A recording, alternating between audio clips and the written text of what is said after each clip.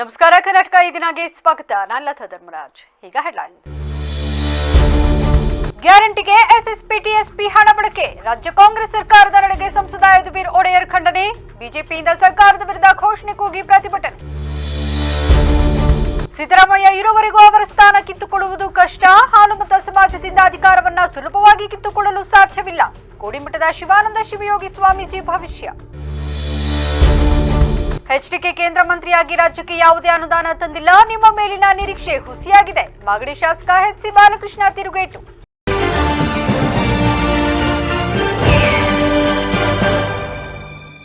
Guarantee ಯೋಜನೆಗಳಿಗೆ ಹಣ ಹೊಂದಿಸಲಾಗದೆ ಕಾಯ್ದೆ ಉಲ್ಲಂಘಿಸಿ ಪರಿಶಿಷ್ಟ ಜಾತಿ ಪಂಗಡಕ್ಕೆ ಮೀಸಲಿಟ್ಟಿದ್ದ ಹಣವನ್ನ ರಾಜ್ಯ ಸರ್ಕಾರ ದುರ್ಬಳಕೆ ಮಾಡಿಕೊಳ್ಳುತ್ತಿದೆ ಎಂದು ಮೈಸೂರು ಸಂಸದ ಹಾಗೂ ರಾಜವಂಶಸ್ಥ ಯದುವೀರ್ ಕೃಷ್ಣದತ್ತ ಒಡೆಯರ್ ದೂರಿದರು.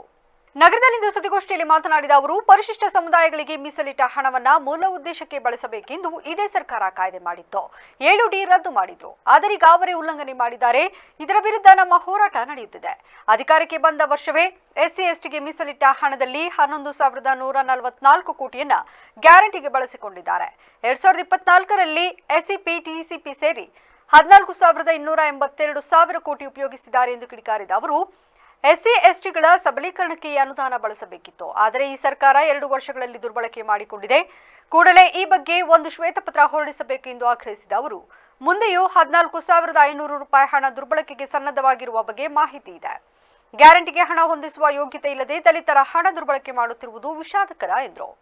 ಇನ್ನು ಸಿನಿಮಾ ಕಲಾವಿದರಿಗೆ ಡಿಸಿಎಂ ಡಿಕೆಶಿ ವಾರ್ನಿಂಗ್ ವಿಚಾರ ಕುರಿತ ಪ್ರಶ್ನೆಗೆ, ಚಲನಚಿತ್ರ ನಟರು ಹೋರಾಟದಲ್ಲಿ ಅಥವಾ ಉತ್ಸವದಲ್ಲಿ ಪಾಲ್ಗೊಳ್ಳಬೇಕೋ ಬೇಡವೋ ಎಂಬುದು ಅವರ ಆಯ್ಕೆ. ಅವರೇ ತೀರ್ಮಾನ ಮಾಡಬೇಕಾಗುತ್ತದೆ. ಚಲನಚಿತ್ರದವರು ಯಾವುದೇ ಪಕ್ಷಕ್ಕೆ ಸೇರಿರಲ್ಲ. ಅವರನ್ನ ಬಂದಿಲ್ಲ ಎಂದು ಪ್ರಶ್ನೆ ಮಾಡುವುದು ಸೂಕ್ತವಲ್ಲ. ಅಧಿಕಾರದಲ್ಲಿರುವವರು ಸರ್ವಾಧಿಕಾರಿ ತರ ಘೋಷಣೆ ಮಾಡುವುದು ಕಡಿಮೆ ಮಾಡಬೇಕು. ಅದು ಅವರ ಅಹಂಕಾರ ತೋರಿಸುತ್ತೆ ಎಂದು ತಿರುಗೇಟು ನೀಡಿದರು. ಪರಿಶಿಷ್ಟ ಜಾತಿ ಪರಿಶಿಷ್ಟ ಪಂಗಡಗೆ ಒಂದು ಮೀಸಲಿಟ್ಟಿರುವಂಥದ್ದು ಒಂದು ಹಣ ನಮ್ಮ ಎಸ್ಸಿ ಎಸ್ಪಿ ಟಿಎಸ್ಪಿ ಕಾಯ್ದೆ ಏನಿದೆ, ಶೆಡ್ಯೂಲ್ ಕಾಸ್ಟ್ ಸಬ್ ಪ್ಲಾನಿಂಗ್ ಟ್ರೈಬಲ್ ಸಬ್ ಪ್ಲಾನಿಂಗ್ ಆ್ಯಕ್ಟು, ಇದರಲ್ಲಿ 74-75ರಲ್ಲೇ ಕೇಂದ್ರ ಸರ್ಕಾರದಲ್ಲಿ ಇದರ ಒಂದು ಚರ್ಚೆ ಶುರುವಾಗಿತ್ತು. 7ನೇ ಒಂದು ಪಂಚವಾರ್ಷಿಕ ಯೋಜನೆಯಲ್ಲಿ ಇದು ಅನುಷ್ಠಾನಕ್ಕೆ ಬಂದಿತ್ತು. ನಮ್ಮ ಅನೇಕ ರಾಜ್ಯಗಳು ಸಹ ತಮ್ಮದೇ ಆದ ಒಂದು ಏನು ಜನಸಂಖ್ಯೆ ಇಲ್ಲಿರುವಂಥದ್ದು ವೈವಿಧ್ಯತೆ ಪ್ರಕಾರ ಅವರು ಸೂಕ್ತವಾಗಿ ಇದನ್ನ ಅನುಷ್ಠಾನ ಮಾಡಲಿಕ್ಕೆ ಈ ಕಾಯ್ದೆಯನ್ನು ರೂಪಿಸಲಿಕ್ಕೆ ಒಂದು ಅವಕಾಶ ಇತ್ತು. ಕರ್ನಾಟಕವು ಸಹ ತಮ್ಮದೇ ಆದ ಜನಸಂಖ್ಯೆ ಒಂದು ಅನುಗುಣವಾಗಿ ಅವರು ಅನುಷ್ಠಾನವನ್ನು ಮಾಡಿದ್ದಾರೆ. ಮುಖ್ಯವಾಗಿ 7Dನೂ ಕೂಡ ನಮ್ಮ ಕರ್ನಾಟಕದಲ್ಲಿ ರದ್ದು ಮಾಡಿರುವಂಥದ್ದು ವಿಶೇಷವಾದದ್ದು. ಯಾಕೆಂದರೆ ಅದರಲ್ಲಿ ಹಣ ವರ್ಗಾವಣೆ ಆಗಬಾರ್ದು. ಬೇರೆ ಸಕಲೇಶಪುರ ಶಾಸಕ ಹಾಗೂ ಎಸ್ಸಿ ಮೋರ್ಚಾ ರಾಜ್ಯಾಧ್ಯಕ್ಷ ಸಿಮೆಂಟ್ ಮಂಜು ಮಾತನಾಡಿ, ಮತ್ತೆ 14,885 ಕೋಟಿ ಪಡೆಯಲು ಹುನ್ನಾರ ನಡೆದಿದೆ. ಇದರ ವಿರುದ್ಧ ನಾವು ವಿಧಾನಸೌಧದ ಒಳಗೆ ಮತ್ತು ಹೊರಗೆ ಹೋರಾಟ ಮಾಡುತ್ತೇವೆ. ಎಸ್ಸಿ ಎಸ್ಟಿ ನಿಗಮ ಹೊರತುಪಡಿಸಿ ಬೇರೆ ನಿಗಮಗಳಲ್ಲಿ ಏಕೆ ಹಣ ತೆಗೆದಿಲ್ಲ? ಹೀಗಿದ್ದರೂ ದಲಿತ ಸಚಿವರು ಪ್ರಶ್ನೆ ಮಾಡುತ್ತಿಲ್ಲ ಎಂದು ಬೇಸರ ಹೊರಹಾಕಿದ ಅವರು, ತಳ ಸಮುದಾಯಕ್ಕೆ ನ್ಯಾಯ ಕೊಡಿಸಲು ನಮ್ಮ ಹೋರಾಟ ನಿರಂತರ ಎಂದರು. ಟಿಎಸ್ಪಿ ಹಣವನ್ನು 23-24 ಆಲ್ರೆಡಿ 25,000 ಕೋಟಿ ದುಡ್ಡನ್ನು ತಗೊಂಡಿದ್ದಾರೆ. ಈಗಲೂ ಕೂಡ 15,000 ಅಂದರೆ 14,888 ಕೋಟಿ ದುಡ್ಡನ್ನು ತಗೊಳಕ್ಕೆ ಆಲ್ರೆಡಿ ಬಜೆಟಲ್ಲಿ ಪ್ರಾವಿಷನ್ನ ಮಾಡ್ಕೊಂಡಿದ್ದಾರೆ. ನಾವು ಹಿಂದೆನೂ ಕೂಡ ಇಡೀ ಕರ್ನಾಟಕ ರಾಜ್ಯಾದ್ಯಂತ ಪ್ರತಿ ವಿಧಾನಸಭಾ ಕ್ಷೇತ್ರ ಪ್ರತಿ ಜಿಲ್ಲಾ ಕೇಂದ್ರದಲ್ಲಿ ಪ್ರತಿಭಟನೆಯನ್ನು ಮಾಡಿದ್ದೀವಿ. ಇವತ್ತು ಕೂಡ ವಿಧಾನಸೌಧದ ಒಳಗಡೆ ವಿಧಾನಸೌಧದ ಒಳಗಡೆನೂ ಕೂಡ ಹೋರಾಟ ಮಾಡ್ತೀವಿ. ಯಾವುದೇ ಕಾರಣಕ್ಕೂ ಕೂಡ ಎಸ್ಸಿಪಿ ಟಿಎಸ್ಪಿ ಹಣವನ್ನು ಏನೀಗ 15,000 ಕೋಟಿನ ತೊಗೋಬೇಕು ಅಂತ ತೀರ್ಮಾನ ಮಾಡಿದರೆ ಅದನ್ನು ಯಾವುದೇ ಕಾರಣಕ್ಕೂ ತೊಗೋಬಾರ್ದು. ಅದನ್ನು ದಲಿತರಿಗೆ ಮೀಸಲಿಡಬೇಕು ಅಂತೇಳಿ ಹೋರಾಟವನ್ನು ನಾವು ನಮ್ಮ ಪಕ್ಷದ ರಾಜ್ಯಾಧ್ಯಕ್ಷರು ವಿರೋಧ ಪಕ್ಷದ ನಾಯಕರು ವಿಧಾನಸೌಧದ ಒಳಗಡೆನೂ ಹೋರಾಟ ಮಾಡ್ತೀವಿ, ಹೊರಗಡೆನೂ ಕೂಡ ಹೋರಾಟ ಮಾಡ್ತೀವಿ. 100% ಇಟ್ಟಿದ್ದೀವಿ. ದಲಿತ ಸಮುದಾಯ ಸಚಿವರು ಕೂಡ ಕೆಲವೊಂದು ಬಾರಿ ಸಂದೇಶ ಕೊಟ್ಟಿದ್ದಾರೆ, ಈ ಹಣ ಕೂಡ ದಲಿತರಿಗೆ ಸೇರುತ್ತೆ, ದಲಿತರಿಗೆ ಹೋಗುತ್ತೆ, ಅದರಲ್ಲಿ ಬೈಫರ್ಕೇಟ್ ಮಾಡುವಂಥ ಅವಶ್ಯಕತೆ ಏನಿರಲ್ಲ. ಅದು 14,000 ಕೋಟಿ ತೆಗೆದು ಕೂಡ ದಲಿತರಿಗೆ ಸೇರುತ್ತೆ ಅನ್ನೋದು ಹೇಳ್ತೀನಿ. ಅಲ್ಲ, ಎಸ್ಸಿಪಿ ಟಿಎಸ್ಪಿ ದುಡ್ಡನ್ನು ಇವರು ಭಾಗ್ಯಗಳಿಗೆ ಉಪಯೋಗ ಮಾಡ್ಕೊಂಡು ದಲಿತರಿಗೆ 2,000 ಕೊಡೋ ಜಾಗದಲ್ಲಿ 4,000 ಕೊಡ್ತಾ ಇದ್ದಾರಾ? ಕೊಡ್ತಾ ಇಲ್ವಲ್ಲ.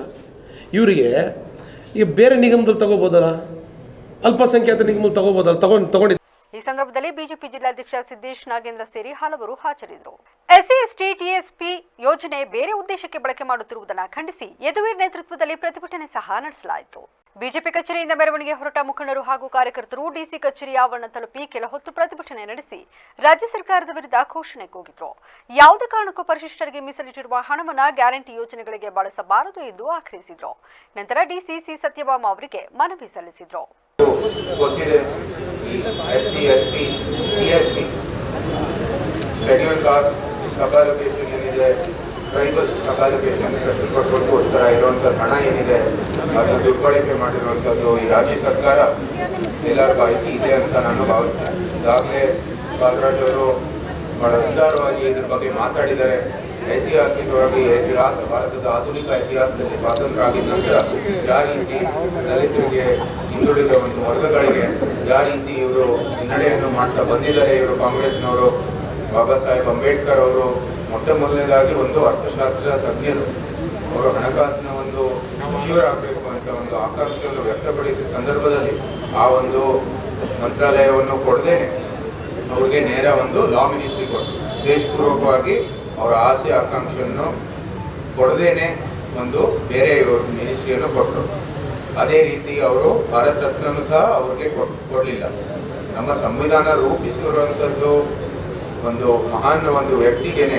ಸಿದ್ದರಾಮಯ್ಯ ಇರೋವರೆಗೂ ಅವರ ಸ್ಥಾನ ಕಿತ್ತುಕೊಳ್ಳುವುದು ಕಷ್ಟ. ಹಾಲುಮತ ಸಮಾಜಕ್ಕೆ ಅಧಿಕಾರ ಬಂದರೆ ಸುಲಭವಾಗಿ ಕಿತ್ತುಕೊಳ್ಳಲು ಆಗುವುದಿಲ್ಲ ಎಂದು ಕೋಡಿಮಠದ ಶಿವಾನಂದ ಶಿವಯೋಗಿ ರಾಜೇಂದ್ರ ಸ್ವಾಮೀಜಿ ಭವಿಷ್ಯ ನುಡಿದಿದ್ದಾರೆ. ಗದಗ್ನಲ್ಲಿ ಮಾಧ್ಯಮಗಳ ಜೊತೆ ಮಾತನಾಡಿದ ಅವರು, ಸಮಾಜದ ಮೇಲೆ, ರಾಜ್ಯದ ಮೇಲೆ ಒಳ್ಳೆ ಕೆಲಸ ಮಾಡುವ ಜನರಿಗೆ ಕೆಡುಕಾಗುವುದು ಕಷ್ಟ. ಆ ದೃಷ್ಟಿಯಿಂದ ಹಾಲುಮತ ಸಮಾಜದ ಸಿದ್ದರಾಮಯ್ಯನವರು ರಾಜ್ಯದ ಅಧಿಕಾರದಲ್ಲಿದ್ದಾರೆ. ಅವರಿಂದ ಅಧಿಕಾರ ಕಿತ್ತುಕೊಳ್ಳುವುದು ಕಷ್ಟ. ವಿಜಯನಗರ ಸಾಮ್ರಾಜ್ಯದ ಉದಾಹರಣೆ ಇಟ್ಟು ಸಾಮಾನ್ಯ ಭವಿಷ್ಯ ಜ್ಞಾನವನ್ನ ಹೇಳಿದ್ದೇನೆ. ಬೇರೆಯವರು ಅದನ್ನೆಲ್ಲ ಮಾಡಿಲ್ಲ ಅಂತ ಅಲ್ಲ, ಬೇರೆ ಸಮಾಜದವರು ಮಾಡಿದ್ದಾರೆ. ಆ ಸಮಾಜದ ಬಗ್ಗೆ ನಮಗೆ ಬೇರೆ ಅಭಿಪ್ರಾಯ ಇಲ್ಲ ಎಂದ ಅವರು, ಸಿದ್ದರಾಮಯ್ಯ 5 ವರ್ಷ ಆಳಿದ್ದಾರೆ. ಯಾರೂ ಅವರ ಸ್ಥಾನ ಕಿತ್ತುಕೊಳ್ಳಲು ಆಗಲಿಲ್ಲ. ಅಲ್ಲಾಳರೊಂಬತ್ತು ಪಟ್ಟ, ಗೊಲ್ಲಾಳರೊಂಬತ್ತು ಪಟ್ಟ, ಅಲ್ಲಾಳ, ಗೊಲ್ಲಾಳ, ಬಲ್ಲಾಳ ಅಂತ ಕರೆಯುತ್ತಾರೆ. ಅಲ್ಲಾಳರಾದ ಮಹಮ್ಮದೀಯರು ಈ ದೇಶವನ್ನ 9 ಪಟ್ಟು ಆಳಿದ್ರು. ಬಲ್ಲಾಳರು ಅಂದ್ರೆ ಪಾಳೆಗಾರರು, ಪಾಳೆಪಟ್ಟುಗಳು ಎಲ್ಲರೂ 9 ಪಟ್ಟ ಆಳಿದ್ರು. ಗೊಲ್ಲಾಳರು ಅಂದ್ರೆ ಯದುವಂಶಸ್ಥರು, ಮೈಸೂರು ಒಡೆಯರು, ಇವರು 9 ಪಟ್ಟ ಆಳಿದ್ರು. ನಂತರ ಪ್ರಜಾಪ್ರಭುತ್ವದ ಪಟ್ಟ ಬಂತು ಎಂದು ತಿಳಿಸಿದ್ರು. ಇವತ್ತಿನ ರಾಜಕೀಯ ಚಿಂತನೆ ಮಾಡುವುದಾದರೆ ಸಿದ್ದರಾಮಯ್ಯ ಇರೋವರೆಗೂ ಅವರ ಸ್ಥಾನ ಕಿತ್ತುಕೊಳ್ಳುವುದು ಕಷ್ಟ. ಅವರಿಗೆ ಸಾಮಾಜಿಕ, ಧಾರ್ಮಿಕ ಹಿನ್ನೆಲೆ ದೃಷ್ಟಿಯಿಂದ ಹೇಳಿದ್ದೇವೆ ಹೊರತು ಡಿಕೆಶಿ ಬಗ್ಗೆ, ವೀರಪ್ಪ ಮೊಯ್ಲಿ ಬಗ್ಗೆ ಒಳ್ಳೆ ಅಭಿಪ್ರಾಯವಿದ್ದು ನಮಗೆ ಅವರು ಬೇಕಾದವರು ಎಂದರು. ಖರ್ಗೆ ಅವರ ಮಾತಿಗೆ ನಾನು ಬದ್ಧನ. ಬಹಳ ಅಪೇಕ್ಷೆ ಪಡುವಂಥದ್ದು ರಾಜಕೀಯ. ಏನಾಗುತ್ತೆ, ಏನಾಗ್ತಾರೆ, ಎಂತ ಆಗ್ತಾರೆ ಅಂತ ಒಂದು ಸಾಂಪ್ರದಾಯಿಕವಾದ ಮಾತು. ಎಲ್ಲ ಧರ್ಮಗಳು ಇದ್ದಾವೆ, ಎಲ್ಲ ಸಮಾಜಗಳು ಇದ್ದಾವೆ, ಎಲ್ಲ ವರ್ಗದವರು, ದೈವದವರು ಈ ಭೂಮಿಯಲ್ಲಿ ವಾಸ ಮಾಡ್ತಾ ಇದ್ದಾರೆ. ಒಂದು ಸಮಾಜ ಪ್ರಾಚೀನ ಕಾಲದಿಂದಲೂ ಸಹಿತ ಹಾಲುಮತ ಸಮಾಜ ಅಂತ ಕರೀತಾರೆ. ಹಾಲುಮತ ಸಮಾಜ ಅಂದರೆ ಅವರು ಅಡವಿಯಲ್ಲಿದ್ದು ಕುರಿಗಳನ್ನು ಸಾಯ್ಕೊಂಡು ಕುರಿಯ ಇಕ್ಕೆಯಲ್ಲಿ ಲಿಂಗವನ್ನು ಕಂಡು ದೈವಾರಾಧನೆ ಮಾಡಿಕೊಂಡು ಬಂದಂಥ ಒಂದು ಸಮಾಜ. ಪ್ರಕೃತಿಯ ಮೇಲೆ, ಗಾಳಿಯ ಮೇಲೆ, ಭೂಮಿಯ ಮೇಲೆ ಅವರು ಅಡವಿಯಲ್ಲಿದ್ದ ಕಂಡದ್ದು, ತಿಳಿದದ್ದು, ನೋಡಿದ್ದು, ಅನುಭವಿಸಿದ್ದನ್ನು ಹೇಳ್ತಾ ಬಂದಿದ್ದಾರೆ. ಅದು ಕುರುವಿನ ರಟ್ಟು, ಕೆಲವು ಕಡೆ ಕುರುಬು ರಟ್ಟು ಅಂತಾರೆ. ಅದು ಕುರುಹಿನ ರಟ್ಟು, ಮುಂದೆ ಏನಾಗ ಕುರು ಅಂತ ರಟ್ಟು ಅಂತಕ್ಕಂಥದ್ದು. ಹಾಲು ಕೆಟ್ಟರು ಹಾಲುಮತ ಸಮಾಜ ಕೆಡಲ್ಲ ಅಂತಾರೆ. ಹಕ್ಕ ಬುಕ್ಕರು ವಿಜಯ ಸಾಮ್ರಾಜ್ಯವನ್ನು ಕಟ್ಟಿದರು. ಅಧಿಕಾರ ಹಂಚಿಕೆ ವಿಚಾರವಾಗಿ ಚರ್ಚೆ ಮಾಡದಂತೆ ಎಐಸಿಸಿ ಅಧ್ಯಕ್ಷರಾದ ಮಲ್ಲಿಕಾರ್ಜುನ ಖರ್ಗೆ ಅವರು ಸೂಚನೆ ನೀಡಿದ್ದು, ನಾನು ಅವರ ಮಾತಿಗೆ ಬದ್ಧನಾಗಿದ್ದೇನೆ ಎಂದು ಡಿಸಿಎಂ ಡಿಕೆ ಶಿವಕುಮಾರ್ ತಿಳಿಸಿದರು. ಡಿಕೆ ಶಿವಕುಮಾರ್ ಸಿಎಂ ಆಗೋದನ್ನ ತಡೆಯೋಕೆ ಯಾರಿಂದಲೂ ಸಾಧ್ಯವಿಲ್ಲ ಎಂಬ ಮಾಜಿ ಸಿಎಂ ವೀರಪ್ಪ ಮೊಯ್ಲಿ ಅವರ ಹೇಳಿಕೆಗೆ ವಿಧಾನಸೌಧದಲ್ಲಿ ಅವರು ಪ್ರತಿಕ್ರಿಯೆ ನೀಡಿದ್ರು. ವೀರಪ್ಪ ಮೊಯ್ಲಿ ಅವರು ತಮ್ಮ ಅಭಿಪ್ರಾಯ ಹೇಳಿದ್ದಾರೆ. ನಾನು ಅದರ ಬಗ್ಗೆ ಚರ್ಚೆ ಮಾಡುವುದಿಲ್ಲ. ನಾನು ಕಾರ್ಯಕರ್ತರ ಸಭೆ ಮಾಡಲು ಹೋಗಿದ್ದೆ. ಮೊಯ್ಲಿ ಅವರ ಹೇಳಿಕೆಗೆ ನಾನು ಪ್ರತಿಕ್ರಿಯೆ ಕೊಡಲ್ಲ. ಮಲ್ಲಿಕಾರ್ಜುನ ಖರ್ಗೆ ಅವರು ಮಾತಾಡಬಾರದು ಅಂತ ಹೇಳಿದ್ದಾರೆ. ನಾನು ಅದಕ್ಕೆ ಬದ್ಧನಾಗಿದ್ದೇನೆ ಅಂತ ತಿಳಿಸಿದ್ರು. ಕುಮಾರಸ್ವಾಮಿ ಕೇಂದ್ರ ಮಂತ್ರಿಯಾದ ಮೇಲೆ ಸಾಕಷ್ಟು ನಿರೀಕ್ಷೆ ಇತ್ತು. ಆ ನಿರೀಕ್ಷೆಗಳೆಲ್ಲ ಹುಸಿಯಾಗಿದೆ ಎಂದು ಮಾಗಡಿ ಶಾಸಕ ಎಚ್ ಸಿ ಬಾಲಕೃಷ್ಣ ಹೇಳಿದ್ದಾರೆ. ಕೃಷಿಗೆ ಗ್ಯಾರಂಟಿ ಹಣ ಕೊಟ್ಟರೆ ರಾಜ್ಯ ಹೆಚ್ಚು ಅಭಿವೃದ್ಧಿ ಆಗುತ್ತೆ ಎಂಬ ಕೇಂದ್ರ ಸಚಿವ ಎಚ್ ಡಿ ಕುಮಾರಸ್ವಾಮಿ ಹೇಳಿಕೆಗೆ ಪ್ರತಿಕ್ರಿಯಿಸಿದ ಅವರು, ನಾವು ಗ್ಯಾರಂಟಿ ಯೋಜನೆಗೆ ಅನುದಾನ ಕೊಟ್ಟಿದ್ದೇವೆ. ಕೇಂದ್ರ ಸಚಿವ ಕುಮಾರಸ್ವಾಮಿ ಕೃಷಿಗೆ ಅನುದಾನ ನೀಡಲಿ, ಅವರೇ ಅದರ ಕ್ರೆಡಿಟ್ ಕೂಡ ತೆಗೆದುಕೊಳ್ಳಲಿ. ಕೃಷಿಗೆ ವಿಶೇಷ ಅನುದಾನ ತರುವಂತೆ ಮನವಿ ಮಾಡುತ್ತೇನೆ. ಮಂಡ್ಯ ಭಾಗದಲ್ಲಿ ರಸ್ತೆ ಮಾಡಿಸುತ್ತಿದ್ದಾರೆ ಅಷ್ಟೇ ಬಿಟ್ಟರೆ ರಾಜ್ಯಕ್ಕೆ ಯಾವುದೇ ವಿಶೇಷ ಅನುದಾನ ತರುವಲ್ಲಿ ವಿಫಲರಾಗಿದ್ದಾರೆ. ಮೇಕೆದಾಟು ಯೋಜನೆ, ರೈತರಿಗೆ ವಿಶೇಷ ಅನುದಾನ, ನೀರಾವರಿ ಯೋಜನೆಯನ್ನ ಮಾಡಿಲ್ಲ. ಮೀಸಲಿಟ್ಟ ಭದ್ರಾ ಮೇಲ್ದಂಡೆ ಯೋಜನೆಯ 5,000 ಕೋಟಿ ಅನುದಾನ ಬಿಡುಗಡೆ ಮಾಡಿಸಿಲ್ಲ. ಕುಮಾರಸ್ವಾಮಿ ಎಲ್ಲರ ರೀತಿ ಮಂತ್ರಿಯಾಗಬಾರದು, ವಿಭಿನ್ನ ಕಾರ್ಯ ಚಟುವಟಿಕೆಗಳನ್ನು ತೋರಿಸಿ ರಾಜ್ಯಕ್ಕೆ ಅನುಕೂಲ ಮಾಡಬೇಕು ಎಂದು ಟಾಂಗ್ ನೀಡಿದ್ದಾರೆ.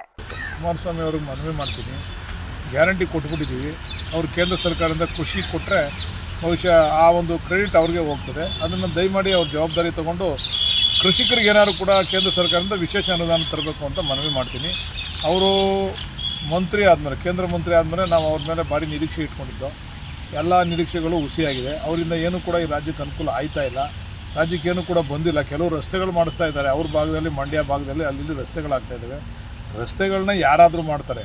ವಿಶೇಷ ಅನುದಾನ ಏನಾದರೂ ತರಬೇಕು. ಮೇಕೆದಾಟು ಯೋಜನೆ ಆಗಲಿಲ್ಲ, ರೈತರಿಗೆ ವಿಶೇಷವಾದಂಥ ಅನುದಾನ ಬಿಡುಗಡೆ ಆಗಲಿಲ್ಲ, ನೀರಾವರಿ ವಿಚಾರದಲ್ಲಿ ಏನೂ ಅನುಕೂಲ ಆಗಿಲ್ಲ. ಭದ್ರಾ ಮೇಲ್ದಂಡೆ ಯೋಜನೆಗೆ 5,000 ಕೋಟಿ ಘೋಷಣೆ ಮಾಡಿದರು, ಅದನ್ನು ಬಿಡುಗಡೆ ಮಾಡ್ತಿಲ್ಲ ಕುಮಾರಸ್ವಾಮಿಯವರು. ಇರೋ ಮಂತ್ರಿಗಳಲ್ಲಿ ಒಬ್ಬರಾಗೋದು ಬೇಡ, ಅವರ ವಿಭಿನ್ನ ರೀತಿಯನ್ನು ತೋರಿಸ್ಬೇಕು, ಅವರ ವಿಭಿನ್ನ ಕಾರ್ಯಚಟುವಟಿಕೆಯನ್ನು ತೋರಿಸ್ಬೇಕು ಅಂತೇಳಿ ಮನವಿ. ಕುಮಾರಸ್ವಾಮಿಯವರು ಒಂದು ಸ್ಟೇಟ್ಮೆಂಟ್ ಕೊಟ್ಟವ್ರೆ, ಗ್ಯಾರಂಟಿ ಕೊಡೋವಂಥ ಅಮೌಂಟು ಕೃಷಿಗೆ ಕೊಟ್ಟರೆ 100 ಪಟ್ಟು ಅನುದಾನ, 100 ಪಟ್ಟು ಅಭಿವೃದ್ಧಿ ಆಯ್ತದೆ ಅಂತ ಹೇಳ್ಬಿಟ್ಟು ಕುಮಾರಸ್ವಾಮಿ ಅವ್ರಿಗೆ ಮನವಿ ಮಾಡ್ತೀನಿ, ಗ್ಯಾರಂಟಿ ಕೊಟ್ಬಿಟ್ಟು. ರೈತರ ಪಂಪ್ಸೆಟ್ಗಳಿಗೆ ಸಮರ್ಪಕ ವಿದ್ಯುತ್ ಪೂರೈಕೆ ಮಾಡುತ್ತಿಲ್ಲ, ಹೊಸ ಕಾಮಗಾರಿಗಳನ್ನು ಕೈಗೊಳ್ಳಲು ವಿಳಂಬ ಧೋರಣೆ ಅನುಸರಿಸಲಾಗುತ್ತಿದೆ ಎಂದು ಆರೋಪಿಸಿ ಜೆಡಿಎಸ್, ಬಿಜೆಪಿ ಮತ್ತು ರೈತ ಸಂಘದ ಕಾರ್ಯಕರ್ತರು ವಿದ್ಯುತ್ ಇಲಾಖೆ ವಿರುದ್ಧ ಸೋಮವಾರ ಶಾಸಕ ಎ ಮಂಜು ನೇತೃತ್ವದಲ್ಲಿ ಪ್ರತಿಭಟನೆ ನಡೆಸಿದರು. ಆನಕರ ವೃತ್ತದಲ್ಲಿ ಜಮಾಯಿಸಿದ ಪ್ರತಿಭಟನಾಕಾರರು ಮಾನವ ಸರಪಳಿ ನಿರ್ಮಿಸಿದ್ರು. ಈ ವೇಳೆ ಸಮರ್ಪಕವಾಗಿ ವಿದ್ಯುತ್ ಸರಬರಾಜಿಲ್ಲದ ಕಾರಣ ರೈತರು ಬೆಳೆಗಳಿಗೆ ನೀರು ಹರಿಸಲು ಸಾಧ್ಯವಾಗದೆ ಬೆಳೆಗಳು ಒಣಗುತ್ತಿವೆ. ತಾಲೂಕಿನ ವಿದ್ಯುತ್ ವಿತರಣಾ ಕೇಂದ್ರಗಳಲ್ಲಿ ನಿರಂತರ 7 ಗಂಟೆ ವಿದ್ಯುತ್ ಸರಬರಾಜಾಗುತ್ತಿಲ್ಲ. ಈ ಕುರಿತು ಕೆಪಿಟಿಸಿಎಲ್ ಅಧಿಕಾರಿಗಳೊಂದಿಗೆ ಚರ್ಚಿಸಿದರೂ ಕ್ರಮ ಕೈಗೊಂಡಿಲ್ಲ ಎಂದು ಆಕ್ರೋಶ ವ್ಯಕ್ತಪಡಿಸಿ ಪಟ್ಟಣಕ್ಕೆ 30 ಮೆಗಾವ್ಯಾಟ್ ವಿದ್ಯುತ್ ಸರಬರಾಜಾಗಬೇಕಿದ್ದು 25 ಮೆಗಾವ್ಯಾಟ್ ಮಾತ್ರ ಸರಬರಾಜು ಮಾಡಿ 5 ಮೆಗಾವ್ಯಾಟ್ ವಿದ್ಯುತ್ ಅನ್ನು ಖಾಸಗಿ ಕಾರ್ಖಾನೆಗೆ ಅಕ್ರಮವಾಗಿ ಸರಬರಾಜು ಮಾಡಲಾಗುತ್ತಿದೆ ಎಂದು ಆರೋಪಿಸಿದರು. ದೊಡ್ಡವೆಂಬತಿ ಗ್ರಾಮದಲ್ಲಿ 66/11 ಎಂಯುಎಸ್ಎಸ್ ನೂತನ ಘಟಕವನ್ನು ನವೆಂಬರ್ ತಿಂಗಳಿನಲ್ಲಿ ಶಿಷ್ಟಾಚಾರ ಪಾಲನೆ ಮಾಡದೆ ಚಾಲನೆ ಮಾಡಲಾಗಿದೆ. ಕಳಪೆ ಮಟ್ಟದ ಸಾಮಗ್ರಿಗಳನ್ನು ಅಳವಡಿಸಿರುವ ಕಾರಣ ವ್ಯವಸ್ಥಿತವಾಗಿ ವಿದ್ಯುತ್ ಸರಬರಾಜಾಗುತ್ತಿಲ್ಲ.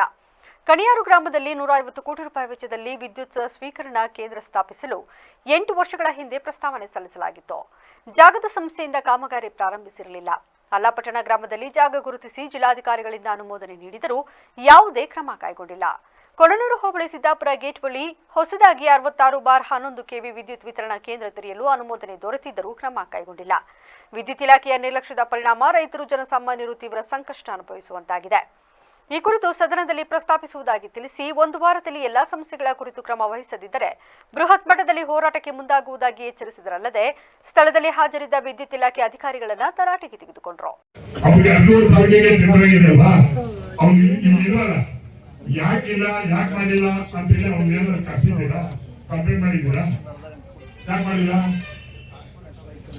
ಕಾರ್ಪೊರೇಟರ್ ಆಗ್ಲಿ ಸ್ಯಾಂಕ್ಷನ್ ಆಗಿರೋದಲ್ರಿ ಅರ್ಜಿಗಳಿಗೆ ಅವ್ರಿಗೆ ಮಾಡಿಸ್ಬೇಕಾದ ಜವಾಬ್ದಾರಿ ಯಾರು? ನೀವು ಸಸ್ಕಂಡ್ ಮಾಡಿಸ್ಬೇಕ್ರಿ. ಮಾಡಿದ್ರೆ ನಾವು ಕರ್ಕೊಂಡ್ ಕೂರ್ಸು, ಇಲ್ಲಿ ನಾವು ದುಡ್ಡು ರೈತರು ಕೊಡ್ಬೇಕಲ್ಲ, ಅವ್ರ ಮನೆ ರೈತರಿಗೆ ಜಾತಿ ಬಿಟ್ಟಿದ್ರೆ ಅವ್ನ ಮಾಮೂಲಿ ಕೊಡ್ತಾನೆ ನಿಮ್ಗೆ. ಮತ್ತೆ ಕೆಲಸ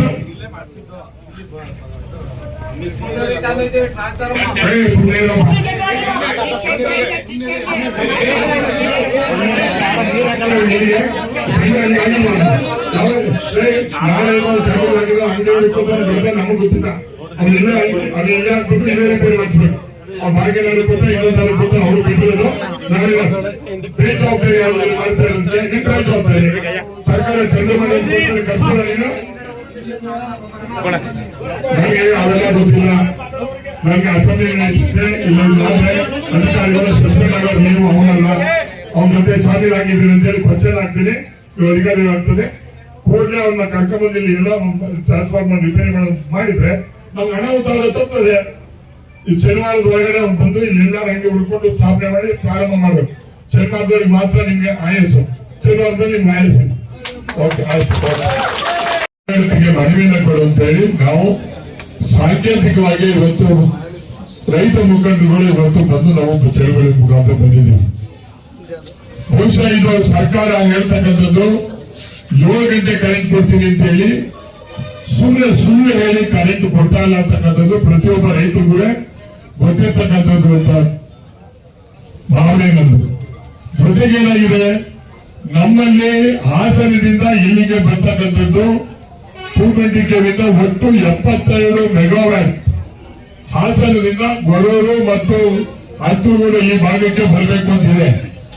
ಅಲ್ಲಿ ಬರ್ತಾ ಇರ್ತಕ್ಕಂಥದ್ದು 72 ಮೆಗಾವ್ಯಾಟ್ ಅಂತಂದ್ರೆ 25 ಮೆಗಾವ್ಯಾಟ್ ಹಾಸನದಲ್ಲಿ ಇರ್ತಕ್ಕಂಥ ಒಂದು ಫ್ಯಾಕ್ಟರಿಗೆ, ಅಲ್ಲಿಗೆ 25 ಮೆಗಾವ್ಯಾಟ್ ಕೊಡೋದು ಬಿಟ್ಟು ಅಧಿಕಾರಿಗಳು ಅವರ ಜೊತೆ ಶಾಮೀಲಾಗಿ 30 ಮೆಗಾವ್ಯಾಟ್ ಅನ್ನು ಆ ಫ್ಯಾಕ್ಟರಿಗೆ ಕೊಡ್ತಾ ಇದ್ದಾರೆ, ಇಮಾನ್ಸಿಂಗ್ ಫ್ಯಾಕ್ಟರಿ ಕೊಡ್ತಾ ಇದ್ದಾರೆ. ಅದು ಕಾನೂನು ಬಾಹಿರ ಆಗಿದ್ದು ಗೊತ್ತಿದ್ರು ಕೂಡ ಅಧಿಕಾರಿಗಳು ಕೊಡ್ತಾ ಇರ್ತಕ್ಕಂಥದ್ದು ಖಂಡನೀಯ ಅಂತಕ್ಕಂಥದ್ದನ್ನ ನಾವು ಹೇಳ್ಬೇಕಾಗ್ತದೆ. ಇವತ್ತು ಎಲ್ಲಿಂದ ಎಕ್ಸ್ಟ್ರಾ 5 ಮೆಗಾವಾಟ್ ಕರೆಂಟ್ ಅನ್ನ ಅವ್ರಿಗೆ ಕೊಡ್ತಾ ಬಂದಿದ್ದಾರೆ, ಅಲ್ಲಿಂದ ಇಲ್ಲಿವರೆಗೆ ಅಧಿಕಾರಿಗಳು ಯಾರಿದ್ದು ಅವ್ರನ್ನ ಕೂಡಲೇ ಸರ್ಕಾರ ಅವ್ರನ್ನ ವಜಾ ಮಾಡಬೇಕು ಅಂತಕ್ಕಂಥದ್ದು ನಾನು ಒತ್ತಾಯ ಆಗುತ್ತೆ. ಯಾಕಂದ್ರೆ ಅದೇ 5 ಪ್ರತಿಭಟನೆಯಲ್ಲಿ ತಾಲೂಕು ರೈತ ಸಂಘದ ಅಧ್ಯಕ್ಷ ಸಿಬಳ್ಳಿ ಯೋಗಣ್ಣ, ಮುಖಂಡರಾದ ಗಾಂಧಿನಗರ ದಿವಾಕರ್, ಚೌಡೇಗೌಡ, ನರಸೇಗೌಡ, ಮಂಜು ಶೆಟ್ಟಿಗೌಡ, ಮುಖಂಡರಾದ ವಿಎನಂಜನಸ್ವಾಮಿ, ಎಂಎಸ್ ಯೋಗೇಶ್, ಚಂದ್ರಶೇಖರ್, ಶ್ರೀನಿವಾಸ ಮೂರ್ತಿ, ರವಿಕುಮಾರ್, ರಘು, ಮಂಜುನಾಥ್ ಇತರರು ಭಾಗವಹಿಸಿದರು. ರಾಜ್ಯದ ಪ್ರಮುಖ ರಾಷ್ಟ್ರೀಯ ಹೆದ್ದಾರಿ 75ರ ಶಿರಾಡಿ ಘಾಟ್ ರಸ್ತೆ ಬ್ಲಾಕ್ ಮಾಡುವುದು ಅನಿವಾರ್ಯವಲ್ಲ ಎಂದು ಶಿರಾಡಿ ಘಾಟ್ ಉಳಿಸಿ ಹೋರಾಟ ಸಮಿತಿಯ ಅಧ್ಯಕ್ಷ ಸಂಜಿತ್ ಶೆಟ್ಟಿ ಸ್ಪಷ್ಟಪಡಿಸಿದರು. ಕಾರ್ಯನಿರತ ಪತ್ರಕರ್ತರ ಸಂಘದ ಕಚೇರಿಯಲ್ಲಿ ಸೋಮವಾರ ನಡೆದ ಪತ್ರಿಕಾಗೋಷ್ಠಿಯಲ್ಲಿ ಮಾತನಾಡಿ, ರಾಜ್ಯದ ರಾಜಧಾನಿ ಬೆಂಗಳೂರು ಮತ್ತು ಕರಾವಳಿ ಭಾಗದ ಮಂಗಳೂರು ನಗರವನ್ನು ಸಂಪರ್ಕಿಸುವ ಪ್ರಮುಖ ಜೀವನಾಡಿಯಾದ ಶಿರಾಡಿ ಘಾಟ್ ಅನ್ನು ಸಂಪೂರ್ಣ ಬಂದ್ ಮಾಡುವ ನಿರ್ಧಾರ ಆತಂಕಕಾರಿ. ಇದು ಲಕ್ಷಾಂತರ ಜನಸಾಮಾನ್ಯರು, ವಿದ್ಯಾರ್ಥಿಗಳು, ರೋಗಿಗಳು ಹಾಗೂ ವ್ಯಾಪಾರಸ್ಥರ ಮೇಲೆ ಭಾರಿ ಪರಿಣಾಮ ಬೀರಲಿದೆ. ರಾಷ್ಟ್ರೀಯ ಹೆದ್ದಾರಿಯನ್ನು ಬಂದ್ ಮಾಡದೆ ಸಂಚಾರಕ್ಕೆ ಒಂದು ಬದಿಯಲ್ಲಿ ಅವಕಾಶ ಕಲ್ಪಿಸಿ ಕಾಮಗಾರಿ ನಡೆಸುವುದು ಸೂಕ್ತ ಆಯ್ಕೆ. ಕಳೆದ 10 ವರ್ಷಗಳ ಹಿಂದಿನಿಂದ ಕುಂಟುತ್ತಾ ತೆವಲುತ್ತಾ ದೇಶದಲ್ಲಿ ಅತ್ಯಂತ ಕಳಪೆ ಕಾಮಗಾರಿ ನಡೆಯುತ್ತಿದ್ದರೆ ಅದು ಶಿರಾಡಿ ಘಾಟ್ 4 ಪಥದ ಕಾಮಗಾರಿಯಾಗಿದೆ. ಯಾವುದೇ ರೀತಿಯ ಅತ್ಯಾಧುನಿಕ ಪರಿಕರವಿಲ್ಲದೆ ಸಾಮಾನ್ಯ ಗಾರ ಕೆಲಸ ಮಾಡಿದ ಹಾಗೆ ಹೆದ್ದಾರಿ ಕೆಲಸವನ್ನ ಕಳಪೆ ಗುಣಮಟ್ಟದಲ್ಲಿ ಗುತ್ತಿಗೆದಾರರು ಮಾಡುತ್ತಿದ್ದಾರೆ. ಈ ರಸ್ತೆ ಸಂಚಾರ ಬಂದಾದರೆ ದಕ್ಷಿಣ ಕನ್ನಡ ಹಾಗೂ ಉಡುಪಿಯಲ್ಲಿ ಓದುತ್ತಿರುವ ಸಾವಿರಾರು ವಿದ್ಯಾರ್ಥಿಗಳ ಭವಿಷ್ಯಕ್ಕೆ ಕುಂದುಂಟಾಗಲಿದೆ. ಮಕ್ಕಳಿಗೆ ಪರೀಕ್ಷೆಗಳ ಸಮಯ, ಉನ್ನತ ಶಿಕ್ಷಣ ಪ್ರವೇಶಾತಿ ಹಾಗೂ ಸ್ಪರ್ಧಾತ್ಮಕ ಪರೀಕ್ಷೆಗಳ ಸಮಯ ಇದಾಗಿದೆ. ಇಂತಹ ಸಂದರ್ಭದಲ್ಲಿ ಹೆದ್ದಾರಿ ಬಂದ್ ಮಾಡುವ ನಿರ್ಧಾರ ದುರಾದೃಷ್ಟ ಎಂದರು. ರಾಜ್ಯದ ಅತ್ಯಂತ ಪ್ರಮುಖ ರಾಷ್ಟ್ರೀಯ ಹೆದ್ದಾರಿ 75 ನಮ್ಮ ರಾಜಧಾನಿಯಿಂದ ಹಾಗೂ ರಾಜ್ಯದ ಪ್ರಮುಖ ಬಂದರಾಗಿರುವಂತಹ ಮಂಗಳೂರಿಗೆ ಸೇರಿದಂತೆ ಕರಾವಳಿ ಪ್ರದೇಶವನ್ನು ಸಂಪರ್ಕಿಸುವ ಅತ್ಯಂತ ಪ್ರಮುಖ ರಾಷ್ಟ್ರೀಯ ಹೆದ್ದಾರಿಯಾಗಿದ್ದು, ಈ ರಸ್ತೆಯನ್ನು ಬಂದ್ ಮಾಡಲು ಹೊರಟಿರುವುದು ಆತಂಕಕಾರಿ ವಿಚಾರವಾಗಿದೆ. ನಮಗೆಲ್ಲ ತಿಳಿದಿರುವಂತೆ ಕಳೆದ 10-12 ವರ್ಷಗಳಿಂದ ಈ ರಾಷ್ಟ್ರೀಯ ಹೆದ್ದಾರಿಯ ಕಾಮಗಾರಿ ಅತ್ಯಂತ ಅವೈಜ್ಞಾನಿಕವಾಗಿ ಮತ್ತು ಕಳಪೆ ಕಾಮಗಾರಿ ನಡೆಯುತ್ತಿರುವ ನಮಗೆಲ್ಲರಿಗೂ ಗೊತ್ತಿರುವ ವಿಚಾರ. ನಮ್ಮ ದೇಶದಲ್ಲೇ ಶಿರಾಡಿ ರಸ್ತೆಯನ್ನು ಪ್ರತಿ ವರ್ಷವೂ ಕೂಡ ಬಂದ್ ಮಾಡೋದು ಒಂದು ಪರಂಪರೆಯಾಗಿ ಬಂದಿದೆ. ಹಾಗಾಗಿ ಈ ಸಲಕ್ಕೆ ಈ ಒಂದು ಯಾವುದು ಇವರು ಬಂದ್ ಮಾಡೋ ವಿಚಾರ ಬಂದಾಗ ಖಂಡಿತವಾಗ್ಲೂ ಸಕಲೇಶಪುರದ ಜನತೆ ಹಾಗೂ ಸಕಲೇಶಪುರದ ಎಲ್ಲ ಸಂಘಟನೆಗಳ ಮುಖಾಂತರ ಇದನ್ನು ಬಂದ್ ಮಾಡದಂತೆ ನಾವು ಪ್ರತಿಭಟಿಸುವ ಅನಿವಾರ್ಯವಾಗಿದೆ. ಯಾಕೆಂತ ಹೇಳಿದ್ರೆ ಈಗಾಗಲೇ ನಾವು ನೋಡ್ತಿರುವ ಹಾಗೆ ನಿನ್ನೆ ರಾತ್ರಿನೂ ಕೂಡ ನಾನು ಹೋಗಿದ್ದೆ. ರಾತ್ರಿ 2:30 ಗಂಟೆಗೆ ಅವರು ಕಾಂಕ್ರೀಟೀಕರಣ ಮಾಡ್ತಾರೆ. ಯಾವುದೇ ಯಂತ್ರೋಪಕರಣಗಳಿಲ್ಲ, ಬರೀ ಕೈಯಲ್ಲಿ ಒಂದು ಕಟ್ಟಡದ ಕಾಮಗಾರಿ ಮಾಡುವ ವಿಚಾರದಲ್ಲಿ ಕಾಂಕ್ರೀಟೀಕರಣ ಮಾಡ್ತಾ ಇದ್ದಾರೆ. ಅದಕ್ಕೂ ಕೂಡ ನಾವು ಬಂದ್ ಮಾಡಲಿಕ್ಕೆ ಅವಕಾಶ ಮಾಡಿಕೊಟ್ರೆ ಇನ್ನೂ ಅತ್ಯಂತ ಕಳಪೆ ಕಾಮಗಾರಿ ಆಗುವುದಂತೂ ಖಂಡಿತವಾಗಲಿ. ಅದು ಕೂಡ ಈ ವರ್ಷದ ಮಳೆಗಾಲದಲ್ಲಿ ಯಾವ ರಸ್ತೆಗಳು ಉಳಿಯುವುದಿಲ್ಲ ಅಂತ ಎಲ್ಲರೂ. ಸುದ್ದಿಗೋಷ್ಠಿಯಲ್ಲಿ ಕಾರ್ಯದರ್ಶಿ ಸಾಸು ವಿಶ್ವನಾಥ್, ಹೋರಾಟಗಾರ ಎಡೆಹಳ್ಳಿ ಮಂಜುನಾಥ್, ಪತ್ರಕರ್ತ ಪ್ರಸನ್ನಕುಮಾರ್ ಹಾಜರಿದ್ದರು. ಗ್ರಾಮದಲ್ಲಿ ತಮ್ಮ ಮನೆಗೆ ಸಂಪರ್ಕಿಸಲು ರಸ್ತೆ ವ್ಯವಸ್ಥೆ ಇಲ್ಲ ಎಂದು ಆರೋಪಿಸಿ ಬೇಲೂರು ತಾಲೂಕು ಹಳೆಬೀಡು ಹೋಬಳಿ ಗೋಣಿಸೋಮನಹಳ್ಳಿ ಗ್ರಾಮದ ಜಯಕುಮಾರ್ ಕುಟುಂಬ ಜಿಲ್ಲಾ ಪಂಚಾಯಿತಿ ಎದುರು ಧರಣಿ ಹಮ್ಮಿಕೊಂಡಿದೆ. ನಮಗೆ ರಸ್ತೆ ವ್ಯವಸ್ಥೆ ಕಲ್ಪಿಸಿಕೊಡಿ, ಇಲ್ಲವೇ ದಯಾಮರಣಕ್ಕೆ ಅವಕಾಶ ಮಾಡಿಕೊಡಿ ಎಂದು ಮನವಿ ಮಾಡಿದ ಕುಟುಂಬ ಬೇಡಿಕೆ ಹಿಡಿಯುವವರೆಗೂ ತಾವು ಇಲ್ಲಿಂದ ಪ್ರತಿಭಟನೆ ಹಿಂಪಡೆಯುವುದಿಲ್ಲ ಎಂದರು. ಈ ವೇಳೆ ಕುಟುಂಬಸ್ಥರಾದ ಯೋಗೇಶ್, ಹುಲಿಯಪ್ಪ, ಕವಿತಾ, ತಾರಾಮಣಿ ಇತರರು ಹಾಜರಿದ್ದರು. ನಮ್ಮದೊಂದು ಗ್ರಾಮ ಠಾಣದ್ದು ಮನೆ ಇದೆ ಸರ್. ಆ ಮನೆಗೆ ಸುಮಾರು ನಮ್ಮ ತಂದೆಯವರು ಕಟ್ಟಿರೋ ಹಳೆ ಮನೆ. ಸುಮಾರು ಅನಾದಿ ಕಾಲದಿಂದಲೂ ಒಂದು ಕಾಲ್ದಾರಿ ಇದೆ, ಅದರಲ್ಲಿ ಓಡಾಡ್ಕೊಂಡು ಬಂದಿರ್ತೀವಿ. ಈಗ ಇದಕ್ಕಿದ್ದಂಗೆ ಮೊಗನಗೌಡರು ಹಾಗೂ ಅವ್ರ ಕುಟುಂಬದವರು ನಮಗೆ ತಿರುಗಾಡ್ದಂಗೆ ಅಡ್ಡಿಪಡಿಸಿದ್ದು, ಕಲ್ಲು ಬೇಲಿ ಹಾಕೋದು, ದನ ಕಟ್ಟೋದು, ಹಂಚು ಹೊಡೆದು ಹಾಕೋದು ಇವೆಲ್ಲ ಮಾಡ್ತಾ ಬಂದಿದ್ದು. ಅದು ಇದನ್ನು ಸುಮಾರು ಸಲ ದೂರನ್ನು ಈ PDOಗೆ ಎಲ್ಲ ಕೊಟ್ಟಿದ್ದು. ಆಮೇಲೆ ಅವರು ನೈಟನ್ನೇ ಕಲ್ಲು ಮತ್ತು ಫೌಂಡೇಶನ್ ಮಾಡೋಕ್ಕೆ ಹೋದ್ರು. ಇದು ಯಾವುದು ದೇವಸ್ಥಾನದ ಹೆಸರಲ್ಲಿ 12 ಅಡಿ ಎಕ್ಸೆಸ್ ಜಾಗ ಇರೋದನ್ನು ಕಟ್ಟಕ್ಕೆ ಹೊರಟಾಗ ಹೋಗಿ ಕೋರ್ಟಿಗೆ ಹೋಗಿ ಅಂತ ಹೇಳಿ ಇವರೇ ಕೋರ್ಟಿಗೆ ಕಳಿಸಿ ಒಂದು ಇಂಜೆಕ್ಷನ್ ತಡೆ ಹಾಕಿ ತಂದಿರ್ತೀನಿ.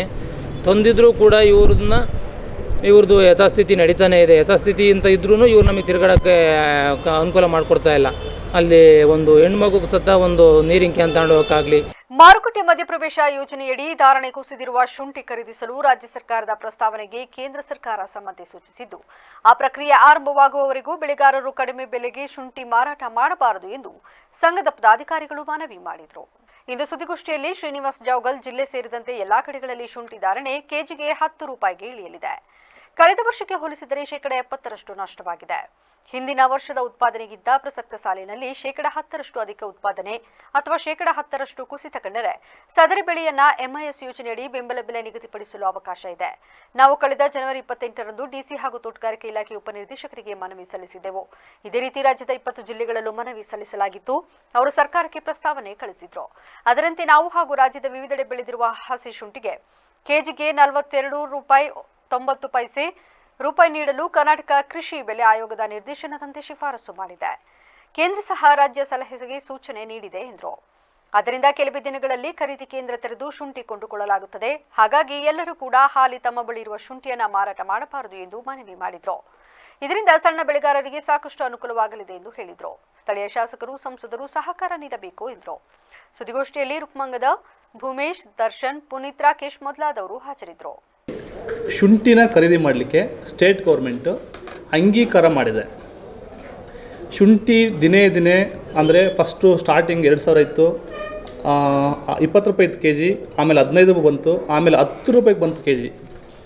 ಈಗ ಇದನ್ನೆಲ್ಲ ಮನಗಂಡು ನಾವು ರಾಜ್ಯ ಶುಂಠಿ ಬೆಳೆಗಾರರ ಸಂಘ ಅಂತ ಮಾಡ್ಕೊಂಡು ಇನ್ನೂ ಅಧಿಕೃತ ಇದಾಗಿಲ್ಲ, ಸಂಘ ಅಂತ ಮಾಡ್ಕೊಂಡು ಈಗ ಅಫಿಷಿಯಲಾಗಿ ಅನೌನ್ಸ್ ಆಗಿಲ್ಲ, ಸಂಘ ಅಂತ ಮಾಡ್ಕೊಂಡು ಪ್ರತಿ ಜಿಲ್ಲೆಯಲ್ಲೂ ಕೂಡ ಒಂದು 50-100 ಜನ ಪ್ರತಿನಿಧಿಗಳು ಮಾಡ್ಕೊಂಡು ನಾವು ಜಿಲ್ಲಾಧಿಕಾರಿಗಳಿಗೆ ಹಾಸನ ಇವರಿಗೆ 28/1/2025 ಈಗ ಮಾರುಕಟ್ಟೆ ಮಧ್ಯಪ್ರವೇಶ ಯೋಜನೆಯಡಿ ಶುಂಠಿ ಖರೀದಿ ಮಾಡಲಿಕ್ಕೆ ಅವಕಾಶ ಇದೆ. ಇಷ್ಟು ದಿನ ನಾವೇನು ತಿಳ್ಕೊಂಡಿದ್ವಿ ಅಂದರೆ ಶುಂಠಿನ ಯಾವುದೇ ಕಾರಣಕ್ಕೂ ಖರೀದಿ ಮಾಡೋಕ್ಕಾಗಲ್ಲ ರಾಜ್ಯ ಸರ್ಕಾರ, ಅದನ್ನು ಏನೇ ಇದ್ದರೂ ಕೂಡ ಮಧ್ಯವರ್ತಿಗಳ ಮುಖಾಂತರನೇ ನಾವು ಕೊಡಬೇಕು ಅಂತ ತಿಳ್ಕೊಂಡಿದ್ವಿ. ಆದರೆ ಇದು ತಪ್ಪು. ಶುಂಠಿನ ಖರೀದಿಸೋಕ್ಕೆ ಅವಕಾಶ ಇದೆ ಸ್ಟೇಟ್ ಗೌರ್ಮೆಂಟ್ 2021-22ರಲ್ಲೇ. ಬಾಳುಪೇಟೆ ಸ್ನೇಹ ಬಳಗದ ಆಶ್ರಯದಲ್ಲಿ ಡಾಕ್ಟರ್ ಶಿವಕುಮಾರ ಸ್ವಾಮೀಜಿಗಳ 6ನೇ ವರ್ಷದ ಪುಣ್ಯ ಸ್ಮರಣೋತ್ಸವ ಕಾರ್ಯಕ್ರಮವು ಬಿಸಿದ್ದಯ್ಯ ಪ್ರೌಢಶಾಲಾ ಆವರಣದಲ್ಲಿ ವಿಜೃಂಭಣೆಯಿಂದ ನಡೆಯಲಿದೆ ಎಂದು ವೀರಶೈವ ಸಮಾಜದ ಮುಖಂಡ ಎಡೆಹಳ್ಳಿ ಮಂಜುನಾಥ್ ಹೇಳಿದರು. ತಾಲೂಕು ಕಾರ್ಯನಿರತ ಪತ್ರಕರ್ತರ ಸಂಘದ ಕಚೇರಿಯಲ್ಲಿ ನಡೆದ ಸುದ್ದಿಗೋಷ್ಠಿಯಲ್ಲಿ ಮಾತನಾಡಿ, ಈ ತಿಂಗಳ 6ನೇ ತಾರೀಕು ಗುರುವಾರ ಬೆಳಗ್ಗೆ 9ಕ್ಕೆ ಕಾರ್ಯಕ್ರಮದ ಅಂಗವಾಗಿ ದೇವಿರಮ್ಮ ದೇವಸ್ಥಾನದಿಂದ ಆರಂಭಗೊಳ್ಳುವ ಶ್ರೀ ಶಿವಕುಮಾರ ಮಹಾಸ್ವಾಮಿಗಳ ಭಾವಚಿತ್ರದ ಮೆರವಣಿಗೆ ಬಾಳುಪೇಟೆಯ ಪ್ರಮುಖ ರಾಜಬೀದಿ ಮಾರ್ಗವಾಗಿ ಬಿಸಿದ್ದಯ್ಯ ಪ್ರೌಢಶಾಲೆ ಆವರಣದವರೆಗೆ ಸಾಗಲಿದೆ. ಮೆರವಣಿಗೆಯಲ್ಲಿ ವೀರಗಾಸೆ, ಡೊಳ್ಳು ಕುಣಿತ, ಹೊರನಾಟದಂತಹ ವಿವಿಧ ಸಾಂಸ್ಕೃತಿಕ ತಂಡಗಳು ಭಾಗವಹಿಸಲಿದೆ. ಕಾರ್ಯಕ್ರಮಕ್ಕೆ ಶ್ರೀ ಶಿವಸಿದ್ದೇಶ್ವರ ಮಹಾಸ್ವಾಮಿಗಳ ಪುರಪ್ರವೇಶ ಹಾಗೂ ದಿವ್ಯ ಸಾನ್ನಿಧ್ಯ ವಹಿಸಲಿದ್ದಾರೆ. ಸಂಕ್ಲಾಪುರ ಮಠದ ಧರ್ಮರಾಜೇಂದ್ರ ಸ್ವಾಮಿಗಳು, ಕಲ್ಮಠ ಕೊಡ್ಲಿಪೇಟೆ ಮಠದ ಮಹಾಸ್ವಾಮಿಗಳು, ಕಿರಿಕೊಡ್ಲಿ ಮಠದ ಸದಾಶಿವ ಮಹಾಸ್ವಾಮಿಗಳು, ತಣ್ಣೀರುಹಳ್ಳ ಮಠದ ವಿಜಯಕುಮಾರ ಸ್ವಾಮಿಗಳು, ಶಾಸಕ ಸಿಮೆಂಟ್ ಮಂಜು, ಚಿತ್ರನಟ ದೊಡ್ಡಣ್ಣ ಸೇರಿ ಹಲವರು ಧಾರ್ಮಿಕ ಹಾಗೂ ರಾಜಕೀಯ ನಾಯಕರು ಕಾರ್ಯಕ್ರಮದಲ್ಲಿ ಭಾಗವಹಿಸಲಿದ್ದಾರೆ ಎಂದು ಹೇಳಿದರು. 6ನೇ ತಾರೀಕು ಇದೇ ಗುರುವಾರ ಬಹಳ ವಿಜೃಂಭಣೆಯಿಂದ ನೆರವೇರ್ತಾ ಇದೆ. ವಿಶೇಷವಾಗಿ ಸ್ನೇಹ ಬಳಗ ಅಂತಕ್ಕಂಥ ಬಾಳುಪೇಟೆಯ ಒಂದು ಸಹೃದಯ ಸರ್ವ ಧರ್ಮದ ಸರ್ವ ಜನಾಂಗದ ಸ್ನೇಹಿತರ ಒಂದು ತಂಡ ಕಳೆದ 6 ವರ್ಷಗಳಿಂದ ತುಂಬ ಅಚ್ಚುಕಟ್ಟಾಗಿ ಒಂದು ಸಮಾರಂಭವನ್ನು ಏರ್ಪಾಡು ಮಾಡಿಕೊಂಡು ಶಿವಕುಮಾರ ಸ್ವಾಮೀಜಿಗೆ ಕೃತಜ್ಞತೆ ಸಲ್ಲಿಸ್ತಕ್ಕಂಥ ಕೆಲಸವನ್ನು ಮಾಡ್ಕೊಂಡು ಬರ್ತಾ ಇದೆ. ವಿಶೇಷವಾಗಿ ಈ ಸಂಘಟನೆಗೆ ಅಧ್ಯಕ್ಷ ಆಗಲಿ ಕಾರ್ಯದರ್ಶಿ ಆಗಲಿ ಇನ್ನಿತರರು ಇಲ್ಲ. ಇಲ್ಲಿರ್ತಕ್ಕಂಥ ಎಲ್ಲರೂ ಕೂಡ ಅಧ್ಯಕ್ಷೆ, ಎಲ್ಲರೂ ಕೂಡ ಕಾರ್ಯದರ್ಶಿಗಳೇ, ಎಲ್ಲರೂ ಕೂಡ ಹೆಚ್ಚಿನ ಮಹತ್ವವನ್ನು ಕೊಟ್ಟು ಇಲ್ಲೂ ಕೂಡ ಸಮಾನತೆಯನ್ನು ಸಾರಬೇಕು ಅಂತಕ್ಕಂಥ ಉದ್ದೇಶದಿಂದ ಸ್ನೇಹ ಬಳಗ ಈ ಕಾರ್ಯಕ್ರಮವನ್ನು ಆಯೋಜನೆ ಮಾಡ್ತಾ ಇದೆ. ವಿಶೇಷ ಏನು ಅಂದರೆ ಬೆಳಗ್ಗೆ 9:30ಕ್ಕೆ ಬಾಳುಪೇಟೆಯ ಗ್ರಾಮ ದೇವತೆ ದೇವಿರಮ್ಮ ದೇವಸ್ಥಾನದ ಆವರಣದಿಂದ ಏನು ವೀರಗಾಸೆ, ನೃತ್ಯ ಕುಣಿತ ಮತ್ತು ಮಂಗಳವಾದ್ಯಗಳೊಂದಿಗೆ ಶಿವಕುಮಾರ ಸ್ವಾಮೀಜಿಯವರ ಭಾವಚಿತ್ರದೊಂದಿಗೆ ಮೆರವಣಿಗೆ ಸಾಗಿ ಬಂದು ಏನು ಸಿದ್ದಣ್ಣಯ್ಯ ಪ್ರೌಢಶಾಲೆ ಆವರಣದಲ್ಲಿ ಒಂದು ಧಾರ್ಮಿಕ ಸಮಾರಂಭ ಏರ್ಪಾಡಾಗ್ತಾ ಇದೆ. ಈ ಧಾರ್ಮಿಕ ಸಮಾರಂಭದಲ್ಲಿ ದಿವ್ಯ ನೇತೃತ್ವವನ್ನು ವಹಿಸ್ತಾ ಇರ್ತಕ್ಕಂಥವರು ಏನು ಸಿದ್ಧಗಂಗಾ ಶ್ರೀಮಠದ ಕಿರಿಯ ಶ್ರೀಗಳ. ಪತ್ರಿಕಾಗೋಷ್ಠಿಯಲ್ಲಿ ಸಂಘಟಕರಾದ ಶಿವಕುಮಾರ್, ಚಂದ್ರಶೇಖರ್, ರೇಖಾ ವಿರೂಪಾಕ್ಷ ಹಾಜರಿದ್ದರು. ಈಗ ಮತ್ತೊಮ್ಮೆ ಹೆಡ್ಲೈನ್ಸ್. ಗ್ಯಾರಂಟಿಗೆ ಎಸ್ಎಸ್ಪಿ ಟಿಎಸ್ಪಿ ಹಣ ಬಳಕೆ, ರಾಜ್ಯ ಕಾಂಗ್ರೆಸ್ ಸರ್ಕಾರದ ನಡೆಗೆ ಸಂಸದ ಯದುವೀರ್ ಒಡೆಯರ್ ಖಂಡನೆ, ಬಿಜೆಪಿಯಿಂದ ಸರ್ಕಾರದ ವಿರುದ್ಧ ಘೋಷಣೆ ಕೂಗಿ ಪ್ರತಿಭಟನೆ. ಸಿದ್ದರಾಮಯ್ಯ ಇರುವವರೆಗೂ ಅವರ ಸ್ಥಾನ ಕಿತ್ತುಕೊಳ್ಳುವುದು ಕಷ್ಟ, ಹಾಲುಮತ ಸಮಾಜದಿಂದ ಅಧಿಕಾರವನ್ನ ಸುಲಭವಾಗಿ ಕಿತ್ತುಕೊಳ್ಳಲು ಸಾಧ್ಯವಿಲ್ಲ, ಕೋಡಿಮಠದ ಶಿವಾನಂದ ಶಿವಯೋಗಿ ಸ್ವಾಮೀಜಿ ಭವಿಷ್ಯ. ಎಚ್ಡಿಕೆ ಕೇಂದ್ರ ಮಂತ್ರಿಯಾಗಿ ರಾಜ್ಯಕ್ಕೆ ಯಾವುದೇ ಅನುದಾನ ತಂದಿಲ್ಲ, ನಿಮ್ಮ ಮೇಲಿನ ನಿರೀಕ್ಷೆ ಹುಸಿಯಾಗಿದೆ, ಮಾಗಡಿ ಶಾಸಕ ಎಚ್ ಸಿ ಬಾಲಕೃಷ್ಣ ತಿರುಗೇಟು. ಇದಾಗಿತ್ತು ಇಲ್ಲಿವರೆಗಿನ ನ್ಯೂಸ್ ಅಪ್ಡೇಟ್ಸ್. ನಿರಂತರ ಸುದ್ದಿಗಾಗಿ ನೋಡ್ತಾರೆ ಬಿಬಿಸಿ ನ್ಯೂಸ್. ಇದು ಜನರ ಧ್ವನಿ, ಸತ್ಯದ ಕಡೆ ನಮ್ಮ ನಡೆ.